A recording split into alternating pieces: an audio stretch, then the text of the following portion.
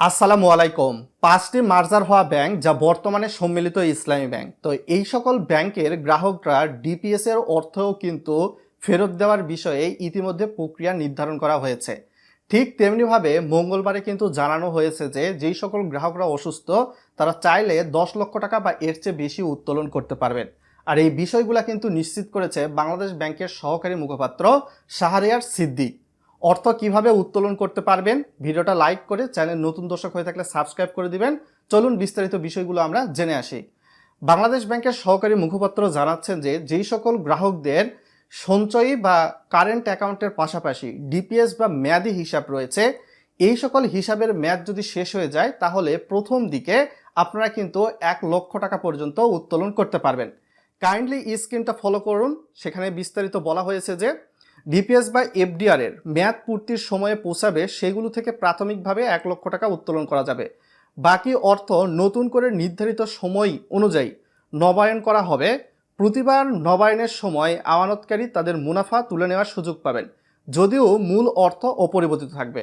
অর্থাৎ যেই সকল গ্রাহকদের ডিপিএস বা এফডিআর মেয়াদি হিসাবের মূল এবং মুনাফা সহ হয়তো বা ২ লাখ, ৫ লাখ, ১০ লাখ, ৩০ লাখ বা এর চেয়ে বেশি রয়েছে, তারা কিন্তু প্রথম দিকে ১ লক্ষ টাকা উত্তোলন করতে পারবে। এই বিষয়টা কিন্তু নিশ্চিত করা হয়েছে। ডিপিএস বলুন বা এফডিআর, সেই সকল ক্ষেত্রে কিন্তু নির্দেশনা এসেছে। আর যেই সকল গ্রাহকরা অসুস্থ গ্রাহকদের ক্ষেত্রে এই ৫টা ব্যাংকে যে সকল প্রশাসক বসিয়েছে বাংলাদেশ ব্যাংক, প্রশাসকরা জানিয়েছেন যে আপনার যদি ১০ লক্ষ টাকার প্রয়োজন হয়ে থাকে সেক্ষেত্রে প্রথম দিকে ওই যে রুগী বা যিনি গ্রাহক তার প্রেসক্রিপশন যেটা রয়েছে, সে প্রেসক্রিপশনের মূল কপি, ফটোকপি এবং মেডিকেল যেই সকল টেস্ট করেছেন এগুলোর মূল কপি নিয়ে ব্যাংকে যোগাযোগ করবেন। ১০ লক্ষ টাকা আপনাকে দিয়ে দেওয়া হবে ক্যাশ, হ্যান্ড ক্যাশ।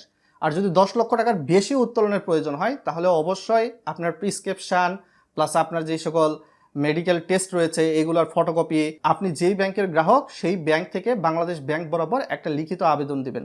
তো বাংলাদেশ ব্যাংক আপনার লিখিত আবেদনগুলো পর্যালোচনা করে আপনাকে ১০ লাখের বেশি যে টাকাটা চেয়েছেন সেটা দেওয়া যায় কিনা ভাবনা চিন্তা করে আপনাকে কিন্তু জানিয়ে দিবে।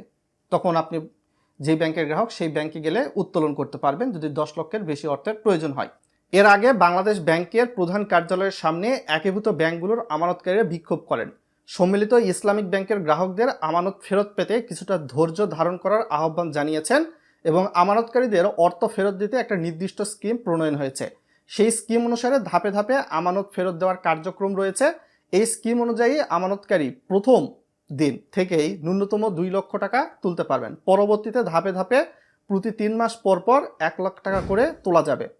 এর পরবর্তীতে ধাপে ধাপে প্রতি ৩ মাস পর পর ১ লাখ টাকা করে তোলা যাবে। এভাবে ধাপে ধাপে সর্বোচ্চ ২১ মাসের মধ্যে পুরো অর্থ উত্তোলনের সুযোগ রাখা হয়েছে। তিনি আরও বলেন, ৩ মাস মেয়াদি আমানত বা এফডিআর এর ক্ষেত্রে ৩ বার নবায়নের সুযোগ থাকবে। ৬ মাস মেয়াদি আমানতের ক্ষেত্রে ২ বার এবং ১ বছর মেয়াদি বা ২ বছর মেয়াদি আমানতের ক্ষেত্রে নির্ধারিত সময় অনুযায়ী পূর্ণ নির্ধারণের মাধ্যমে ধাপে ধাপে অর্থ উত্তোলনের সুযোগ আসবে। এই প্রক্রিয়ার মধ্য দিয়ে আপনাকে কিন্তু অর্থ উত্তোলন করতে হবে, আদারওয়াইজ আপনারা চাইলেও কিন্তু অর্থ উত্তোলন করতে পারবেন না। তো এই সিদ্ধান্তটা আপনাদের কাছে কেমন লাগতেছে? তো এই বিষয়টা কিন্তু বাংলাদেশের প্রথম সারির বেশ কিছু নিউজ পেপারের সাথে এপ্রিলে দেখতে পারবেন, সোর্সটা দেখায় দিচ্ছে। বাংলাদেশ ব্যাংকের এই সিদ্ধান্তটা আপনাদের কাছে কেমন লাগছে, ভালো নাকি মন্দ, অবশ্যই ভিডিওর কমেন্ট বক্সে লিখে জানাবেন। আর ডিপিএস এর যে অর্থ ফেরত দেওয়ার যে প্রক্রিয়াটা রয়েছে সেটা কিন্তু নির্ধারণ করা হচ্ছে।